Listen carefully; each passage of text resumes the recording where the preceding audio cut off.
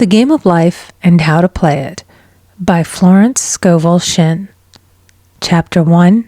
The Game. Most people consider life a battle, but it is not a battle, it is a game. It is a game, however, which cannot be played successfully without the knowledge of spiritual law. And the Old and the New Testaments give the rules of the game with wonderful clearness. Jesus Christ taught that it was a great game of giving and receiving. Whatsoever a man soweth, that shall he also reap. This means that whatever man sends out in word or deed will return to him. What he gives, he will receive. If he gives hate, he will receive hate. If he gives love, he will receive love. If he gives criticism, he will receive criticism. If he lies, he will be lied to. If he cheats, he will be cheated. We are taught also that the imaging faculty plays a leading part in the game of life. Keep thy heart, or imagination, with all diligence, for out of it are the issues of life. Proverbs 4:23. This means that what man images, sooner or later externalizes in his affairs. I know of a man who feared a certain disease. It was a very rare disease and difficult to get, but he pictured it continually and read about it until it manifested in his body, and he died, the victim of distorted imagination. So we see, to play successfully the game of life, we must train the imaging faculty. A person with an imaging faculty trained to image only good brings into his life every righteous desire of his heart. Health, wealth, love, friends, perfect self-expression, his highest ideals. The imagination has been called the scissors of the mind, and it is ever cutting, day by day, the pictures man sees there, and sooner or later he meets his own creations in his outer world. To train the imagination successfully, man must understand the workings of his mind. The Greeks said, "Know thyself." There are three departments of the mind: the subconscious, conscious, and superconscious. The subconscious is simply power without direction. It is like steam or electricity, and it does what it is directed to. It has no power of induction. Whatever man feels deeply or images clearly is impressed upon the subconscious mind and carried out in minutest detail. For example, a woman I know, when a child, always made believe she was a widow. She dressed up in black clothes and wore a long black veil, and people thought she was very clever and amusing. She grew up and married a man with whom she was deeply in love. In a short time he died, and she wore black and a sweeping veil for many years. The picture of herself as a widow was so impressed upon the subconscious mind, and in due time worked itself out regardless of the havoc created. The conscious mind has been called mortal or carnal mind. It is the human mind and sees life as it appears to be. It sees death, disaster, sickness, poverty, and limitation of every kind, and it impresses the subconscious.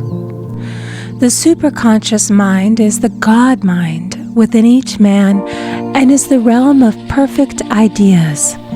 In it is the perfect pattern spoken of by Plato, the divine design, for there is a divine design for each person.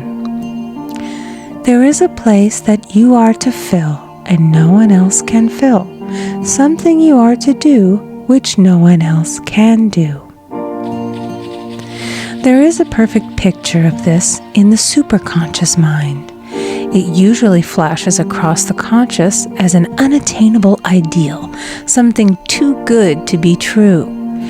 In reality, it is man's true destiny or destination flashed to him from the infinite intelligence which is within himself.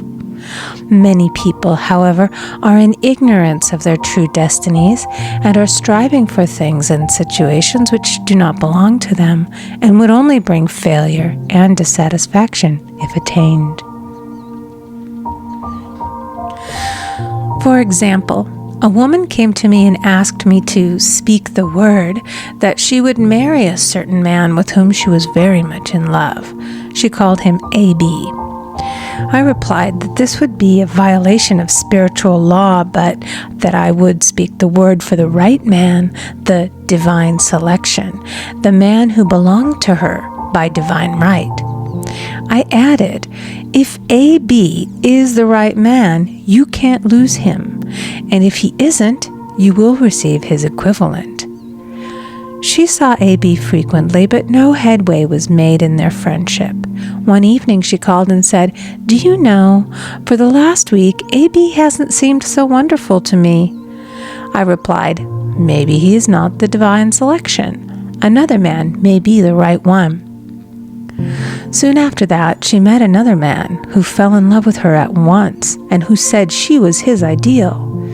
In fact, he said all the things that she had always wished A.B. would say to her. She remarked, it was quite uncanny. She soon returned to his love and lost all interest in A.B. This shows the law of substitution. A right idea was substituted for a wrong one. Therefore, there was no loss or sacrifice involved. Jesus Christ said, "Seek ye first the kingdom of God and his righteousness, and all these things shall be added unto you." And he said the kingdom was within man. The kingdom is the realm of right ideas, or the divine pattern. Jesus Christ taught that man's words played a leading part in the game of life. By your words ye are justified, and by your words ye are condemned. Many people have brought disaster into their lives through idle words. For example, a woman once asked me why her life was now one of poverty, of limitation. Formerly she had a home, was surrounded by beautiful things, and had plenty of money. We found she had often tired of the management of her home and had said repeatedly, "I'm sick and tired of things. I wish I lived in a trunk." And she added, "Today, I am living in that trunk." She had spoken herself into a trunk. The subconscious mind has no sense of humor, and people often joke themselves into unhappy experiences. For example, a woman who had a great deal of money joked continually about getting ready for the poorhouse. In a few years, she was almost destitute, having impressed the subconscious mind with a picture of lack and limitation. Fortunately, the law works both ways, and a situation of lack may be changed to one of plenty. For example, a woman came to me one hot summer's day for a treatment for prosperity. She was worn out, dejected, and discouraged. She said she possessed just $8 in the world. I said, "Good, we'll bless the $8 and multiply them as Jesus Christ multiplied the loaves and the fishes." For he taught that every man had the power to bless and to multiply, to heal and to prosper. She said, "What shall I do next?" I replied, "Follow intuition. Have you a hunch to do anything or to go anywhere?" Intuition means intuition, or to be taught from within. It is man's unerring guide, and I will deal more fully with its laws in a following chapter. The woman replied, "I don't know. I seem to have a hunch to go home. I've just enough money for car fare." Her home was in a distant city and was one of lack and limitation, and the reasoning mind, or intellect, would have said, "Stay in New York and get work and make some money." I replied, "Then go home. Never violate a hunch." I spoke the following words for her. "Infinite Spirit, open the way for great abundance for, She is an irresistible magnet for all that belongs to her by divine right." I told her to repeat it continually also. She left for home immediately. In calling on a woman one day, she linked up with an old friend of her family. Through this friend, she received thousands of dollars in a most miraculous way. She has said to me often, "Tell people about the woman who came to you with $8 and a hunch." There is always plenty on man's pathway, but it can only be brought into manifestation through desire, faith, or the spoken word. Jesus Christ brought out clearly that man must make the first move. Ask, and it shall be given to you. Seek, and ye shall find.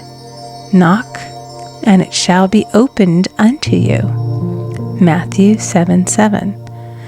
In the scriptures we read, "Concerning the works of my hands, command ye me."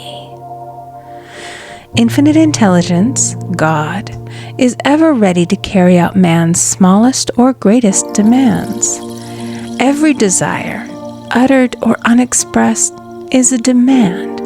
We are often startled by having a wish suddenly fulfilled. For example, one Easter, having seen many beautiful rose trees in the florist's windows, I wished I would receive one, and for an instant saw it mentally being carried in the door. Easter came, and with it a beautiful rose tree.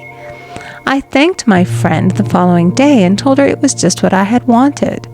She replied, "I didn't send you a rose tree. I sent you lilies." The man had mixed the order and sent me a rose tree simply because I had started the law in action and I had to have a rose tree. Nothing stands between man and his highest ideals and every desire of his heart but doubt and fear. When man can wish without worrying, every desire will be instantly fulfilled. I will explain more fully in a following chapter the scientific reason for this and how fear must be erased from the consciousness. It is man's only enemy. Fear of lack, fear of failure, fear of sickness, fear of loss, and a feeling of insecurity on some plane.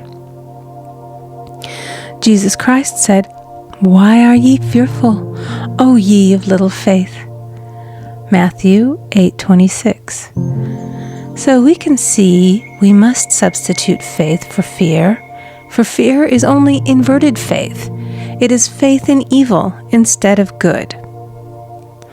The object of the game of life is to see clearly one's good and to obliterate all mental pictures of evil. This must be done by impressing the subconscious mind with a realization of good. A very brilliant man who has attained great success told me he had suddenly erased all fear from his consciousness by reading a sign which hung in a room. He saw printed in large letters this statement: "Why worry? It will probably never happen." These words were stamped indelibly upon his subconscious mind, and he now has a firm conviction that only good could come into his life, and therefore only good can manifest. In the following chapter, I will deal with the different methods of impressing the subconscious mind. It is man's faithful servant, but one must be careful to give it the right orders. Man has ever a silent listener at his side, his subconscious mind. Every thought, every word is impressed upon it and carried out in amazing detail. It is like a singer making a record on the sensitive disc of the phonographic plate. Every note and tone of the singer's voice is registered. If he coughs or hesitates, it is registered also. So let us break all the old bad records in the subconscious mind, the records of our lives which we do not wish to keep, and make new and beautiful ones. Speak these words aloud with power and conviction. I now smash and demolish by my spoken word every untrue record in my subconscious mind. They shall return to the dust heap of their native nothingness, for they came from my own vain imaginings. I now make my perfect records through the Christ within, the records of health, wealth, love, and perfect self-expression. This is the square of life, the game completed. In the following chapters, I will show how man can change his conditions by changing his words. Any man who does not know the power of the word is behind the times. Death and life are in the power of the tongue. Proverbs 18:21. End of chapter 1. Recording by Amy Conger.